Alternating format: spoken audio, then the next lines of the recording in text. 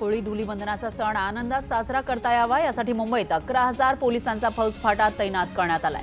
त्याचबरोबर सार्वजनिक ठिकाणी पादचाऱ्यांवर रंगाचं पाणी उडवणं, अश्लील टीका टिप्पणी करणाऱ्यांविरोधात कडक कारवाईचा इशाराही देण्यात आला। मुंबईला पाणी पुरवठा करणाऱ्या 7ही धरणांमधील एकूण पाणी साठा गेल्या 15 दिवसात 8% घटलाय, 43%वर तो आलाय। त्यामुळे मुंबईकरांना आता होळी धुळवडीपासूनच पाणी जपून वापरण्याचं आवाहन करण्यात आलंय। कोकणात पारंपरिक शिमगोत्सवाचा उत्साह शिगेला पोहोचलेला आहे। गावागावात देवीच्या पालख्या भक्तांच्या भेटीला आल्यात। दापोलीमध्ये श्री देवभैरीनाथ पालखी मानाच्या स्थानावर आली असता एका अश्वानं पालखीचं दर्शन घेत सलामी दिली। होळी रंगपंचमी निमित्त रस्त्यावरील मद्यपींचा अतिरेक रोखण्यासाठी मुंबई पोलीस शहरात सर्वत्र नाकाबंदी लावून ड्रंक अँड ड्राईव्ह विरोधात विशेष मोहीम हाती घेणार आहेत। याशिवाय गल्ली बोळात कडेकोट बंदोबस्त ठेवला जाईल। गर्दीची ठिकाणं, दाट आणि मिश्र वस्त्यांवर विशेष लक्ष असेल, असं पोलीस आयुक्तांनी स्पष्ट केलं। धावत्या रेल्वे गाड्यांवर रंगानं भरलेले फुगे फेकल्यास कारवाई करण्याचा इशारा रेल्वे पोलिसांनी दिलाय। होळी तसंच धुलीवंदनानिमित्त रेल्वे पोलिसांकडून बंदोबस्त तैनात करण्यात आलाय। होळी आणि धुलीवंदनानिमित्त मोठ्या प्रमाणावर रंग खेळला जातो। उत्साहाच्या भरात काही जण धावत्या रेल्वे गाड्यांवर रंगानं भरलेले फुगे फेकतात। या पार्श्वभूमीवर लोहमार्ग पोलिसांकडून परिसरात गस्त वाढवण्यात आली आहे। लोणावळ्यामध्ये होळी आणि धुलीवंदनाची धामधूम सुरू झाली आहे। धुलीवंदनासाठी बाजारात विविध रंग, पिचकाऱ्या आणि रंगाची खेळणी मोठ्या प्रमाणात विक्रीसाठी उपलब्ध आहेत। पण यंदा मागील वर्षाच्या तुलनेत या वस्तूंच्या किमती 30% वाढल्या।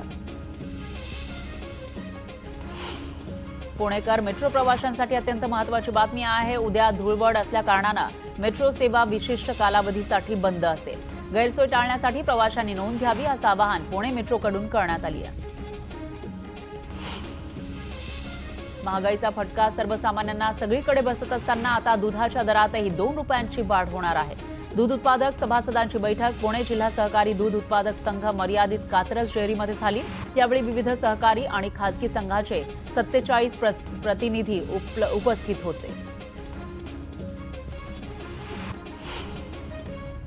नाशिकसह राज्यातील कांदा बाजार भावात सातत्यानं घसरण सुरूच आहे। पुन्हा 200 रुपयांची घसरण होऊन हा दर 1450 रुपयांवर येऊन ठेपला। तर आज नाशिक जिल्ह्यामध्ये कांद्याची साधारण 31,000 क्विंटलपर्यंत आवक झाली। राज्यातील बाजार समितीमध्ये हरभऱ्याची आवक 30,844 क्विंटल झालेली होती आणि त्याला सर्वसाधारण दर हा 5,541 रुपये प्रति क्विंटलचा मिळाला।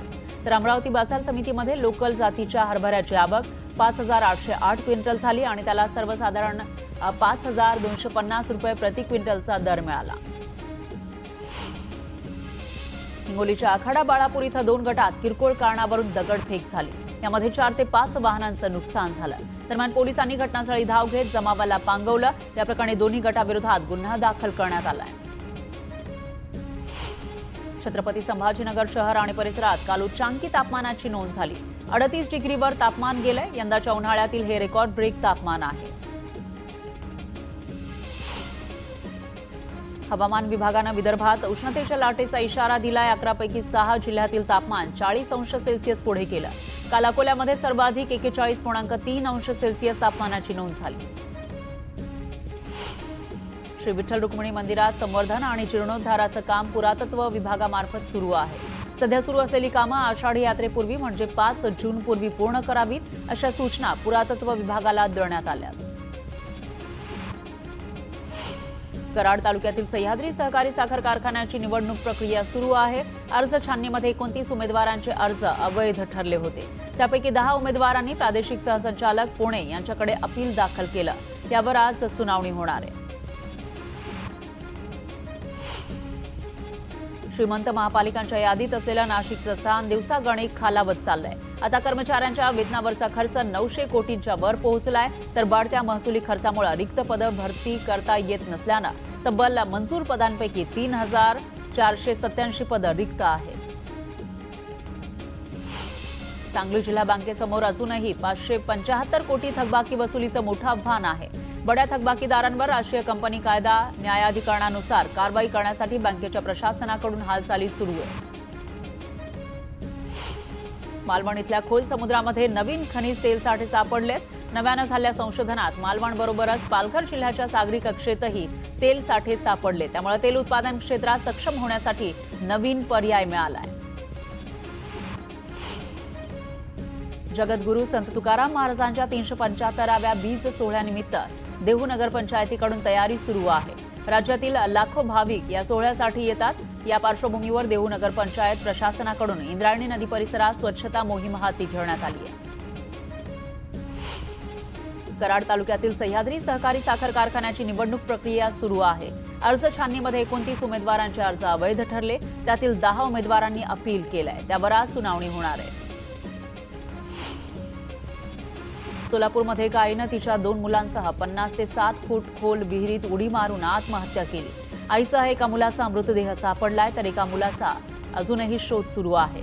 मोठा मुलगा हा गतिमंद आणि लहान मुलाला ऐकू येत नसल्यानं या महिलेनं टोकाचं पाऊल उचलल्याचा संशय.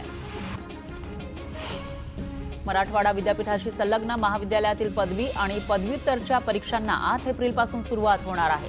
तर उत्तरपत्रिकांची तपासणी ऑन स्क्रीन केली जाणार असल्याचं सांगितलं जात आहे. वाशिमच्या मानोरा तालुक्यातील आमदरी परिसरात असलेल्या शेतातील विहिरीमध्ये बिबट्या पडल्याची घटना घडली. उन्हाचा पारा वाढत चालल्यानं वन्य प्राण्यांची पिण्याच्या पाण्यासाठी भटकंती सुरू आहे. असाच एक पाण्याच्या शोधामध्ये असलेला बिबट्या विहिरीत पडला. वन विभागानं त्याला सुखरूप बाहेर काढून जीवदान दिलं. सातारा जिल्ह्यातील पाटण शहरातील केरा नदीवरील पुलावर कराडला निघालेल्या एसटी बसवर अज्ञाताकडून दगडफेक करण्यात आली. सुदैवाने यामध्ये कोणीही प्रवासी जखमी झाला नाही, तर दगडफेक करणाऱ्यांवर कारवाईची मागणी केली जाते.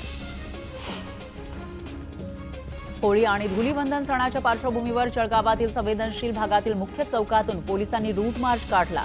नागरिकांनी सण शांततेत साजरे करावे असं आवाहन पोलिसांनी केलं. सध्याच्या धकाधकीच्या जीवनात नियमित व्यायाम करून नागरिकांना आपले आरोग्य तंदुरुस्त ठेवता यावं, यासाठी म्हाडाच्या झोपडपट्टी सुधार मंडळातर्फे उपनगरात तब्बल 50 ओपन जिम उभारण्यात येणार आहेत. यापैकी 2 जिमचे काम पूर्ण झाले. अन्य जिमच्या उभारणीसाठी म्हाडाकडून सार्वजनिक ठिकाणी जागेचा शोध सुरू आहे.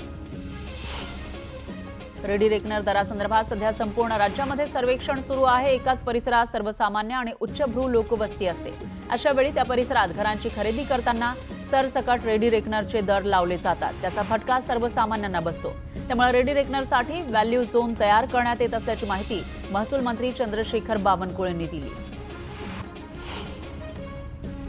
सर्वोच्च न्यायालयाच्या निर्देशानुसार मुंबईसह महाराष्ट्रातील दुकानं, आस्थापनं आणि कार्यालयांवरील नामफलक मराठीत लावणं बंधनकारक असतानाही मराठी द्वेषात मुजोरांकडून मराठी पाट्या लावणं टाळलं जात आहे. यामध्ये गेल्या काही महिन्यांमध्ये करण्यात आलेल्या कारवाईत 3687 दुकानदारांना दणका देताना तब्बल 1,20,00,000 दंड वसूल करण्यात आला.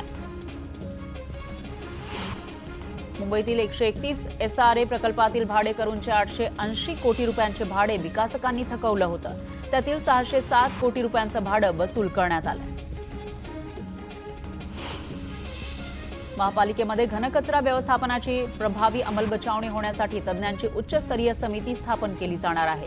30 दिवसांच्या आत समिती स्थापन केली जाईल अशी माहिती उदय सामंत यांनी दिली आहे. गेल्या काही वर्षात राज्यामध्ये मूत्रपिंड विकाराच्या रुग्णांमध्ये मोठ्या प्रमाणात वाढ झाली आहे. उच्च रक्तदाब आणि मधुमेह असणाऱ्यांना मोठ्या प्रमाणात किडनीचे विकार होण्याचा धोका असतो. यावेळी डायलिसिस किंवा प्रत्यारोपण हाच पर्याय आहे. तापमानात दिवसेंदिवस वाढ होत असल्यानं उष्णतेच्या लाटांनी राज्यभरातील नागरिक हैराण झाले. त्यातच गुजरातमध्ये ग्रीड फेल्युअर झाल्यानं मुंबई, ठाणे, पुण्यामध्ये 55 मिनिटांचा पॉवर ब्लॉक झाला.